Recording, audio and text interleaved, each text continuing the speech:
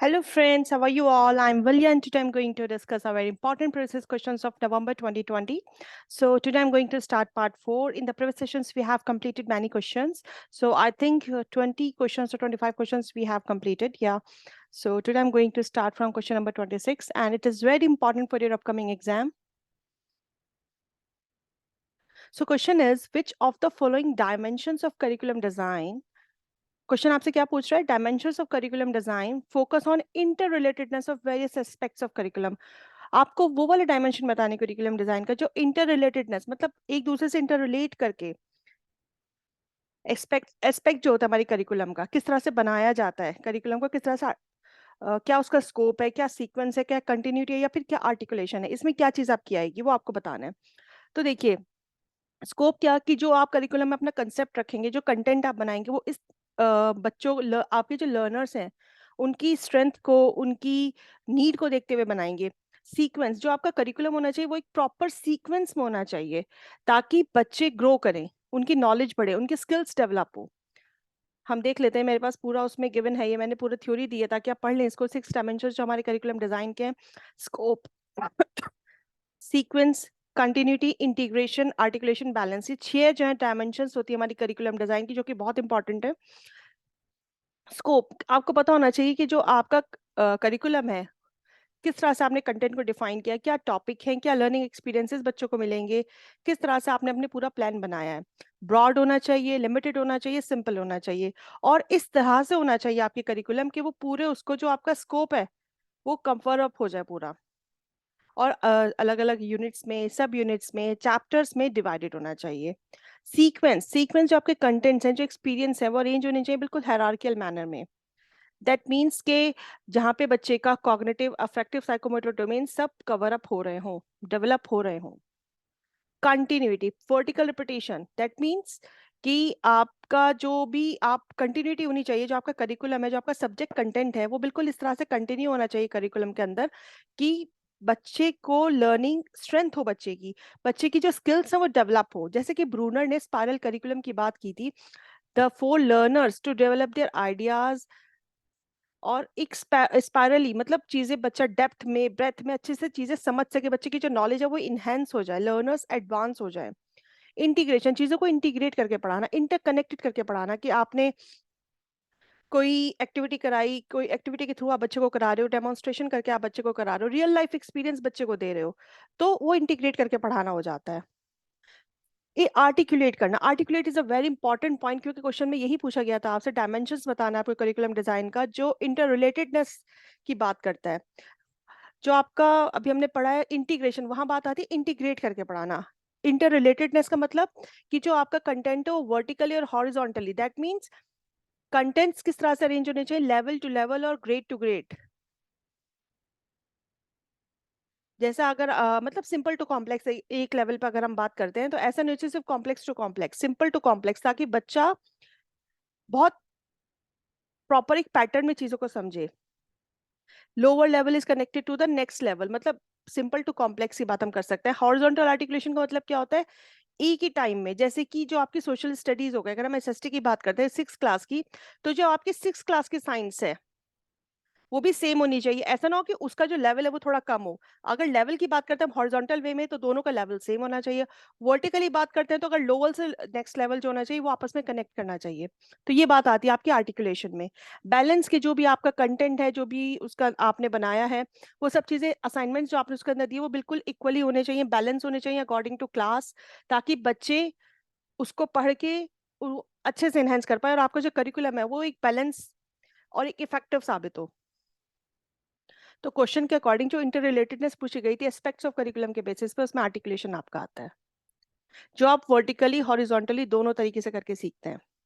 Next question है हमारा, the observation, what the curriculum neglects is as important as what it advocates for. Curriculum क्या neglect करता है और क्या चीज उसके लिए बहुत ज्यादा इंपॉर्टेंट है जिसको वो एडवोकेट करता है। ये किस टाइप के करिकुलम को फोकस कर रहा है, किस टाइप के करिकुलम को रिलेट कर रहा है। Overt curriculum, hidden curriculum, core curriculum और फिर नल करिकुलम। फर्स्ट ऑफ ऑल आपको पता होना चाहिए चार कौन कौन से करिकुलम है। ओवर्ट करिकुलम जिसको आप बोलते हैं एक्सप्लिसिट करिकुलम, एक्सप्लिसिट करिकुलम कौन सा होता है आपका, जो आपको स्कूल में जो आपका प्रेस्क्राइब्ड होता है, एक प्रॉपर कंटेंट जिसके अंदर आपका एक पूरा सिलेबस कवर होता है। हिडन करिकुलम, जिसको हम इम्प्लिसिट कहते हैं। हिडन करिकुलम वो करिकुलम होता है, हिडन का मतलब छुपा हुआ। दैट मीन्स जो आपका पूरा स्ट्रक्चर्ड फॉर्म में तो नहीं होता, लेकिन कहीं ना कहीं आपको एक्टिविटी के थ्रू सिखाया जा रहा है, आपको डिफरेंट तरीके से सोशली आप किस तरह से इंटरेक्ट करते हो, आप कोऑपरेटिव लर्निंग कैसे कर पा रहे हो, आप बच्चों के साथ कोलैबोरेट कैसे कर पा रहे हो, कहीं ना कहीं आपका इसके अंदर नॉन वर्बल बिहेवियर, आपका जेस्चर्स, आपका इंटरेक्शन, सब चीजें आती हैं। तो हिडन करिकुलम हम इसको बोलते हैं। नल करिकुलम, नल करिकुलम क्या चीज होती है? नल करिकुलम एक डिफरेंट चीज हो गई। जैसे क्लास में टीचर्स आपको कुछ ना कुछ प्रोफेशनली बता रही हैं, करियर एजुकेशन आपको दी जा रही है, आपको कुछ वैल्यूज सिखाई जा रही हैं, तो कहीं ना कहीं ये सब चीजें आपकी नल करिकुलम में आ जाती हैं। फिर आता है आपका कोर करिकुलम। इस टाइप का जो करिकुलम होता है, कहीं ना कहीं कॉमन सेट होता है लर्निंग का, जैसे कि आपको नॉलेज इनहेंस करना है, स्किल्स आपके डेवलप करना, आपको वैल्यूज डेवलप करना। कोर करिकुलम जो होता है ऑर्गेनाइज होता है around the idea of a core as a set of learning. जो चीज़ आपके लिए इंपॉर्टेंट है, जो चीज़ आपके लिए इसेंशियल है, कहीं ना कहीं वो चीज़ इसके अंदर हम लेते हैं। तो क्वेश्चन क्या पूरा था? जो निग्लेक्ट होता है, क्योंकि नल करिकुलम आपके सिलेबस में नहीं होता, आपको क्या चीज़ अलग से सिखाई जा रही है, which is null curriculum. Next question है हमारा, the techniques in respect of human learning context advocated by Carl Rogers were given by the caption। जो कार्ल रोजर ने ह्यूमन लर्निंग कॉन्टेक्स्ट की बात की है, वो सेल्फ रेगुलेटेड लर्निंग है, रिसेप्शन लर्निंग है, डिस्कवरी लर्निंग है, या फिर हमारी सेल्फ इनिशिएटेड लर्निंग है? देखो इसका आंसर क्या हमारा, इसका आंसर हमारा सेल्फ इनिशिएटेड लर्निंग, क्योंकि कहीं ना कहीं रोजर ने सेल्फ की बात की है, सेल्फ को इनिशिएशन की बात की है, तो इसमें आंसर क्या हो जाएगा आपका? Self initiated learning. So next question है, क्वेश्चन है हमारा, which of the following statement, जो कि रिप्रेजेंट करते हैं rational underlying span of control. Rational का मतलब जो लॉजिकली वे में स्पैन ऑफ कंट्रोल की बात करते हैं, जिसके अंदर लॉजिकली स्पैन ऑफ कंट्रोल आता है, वो कौन से स्टेटमेंट्स है? तो you have to know what is span of control. Span of control क्या होता है? जो आपके इंस्टीट्यूशन के अंदर जो एक बिजनेस मैनेजमेंट की बात अगर हम करते हैं, कि आप कैसे मैनेज करते हो, आपके कितने ग्रुप्स आप बनाते हो, उन ग्रुप्स के बेसिस पर आप कैसे लोगों से काम करा पाते हो। जैसे अगर कोई नया प्रोजेक्ट आता है, उसके लिए आप कुछ नए लोग हायर करते हो, ठीक है, आपने कुछ लोग बनाए जिसके ऊपर आपने पूरा फोकस करके आपने इस प्रोजेक्ट को पे काम किया इफेक्टिवली, उस प्रोजेक्ट को कंप्लीट किया।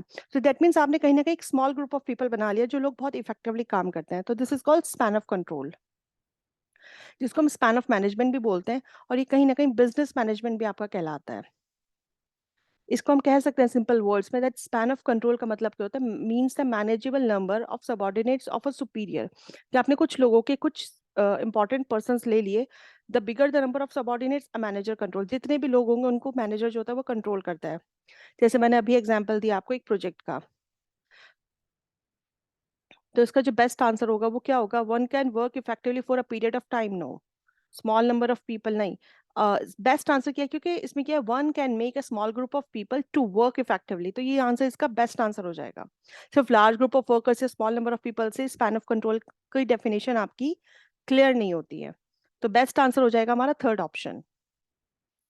Next question, which school of western philosophy, western philosophy की बात कर रहे हैं जो कि इंडोर्स करती है मेटाफिजिकल असर्शन के बारे में। देखो मेटाफिजिकल का मतलब क्या होता है?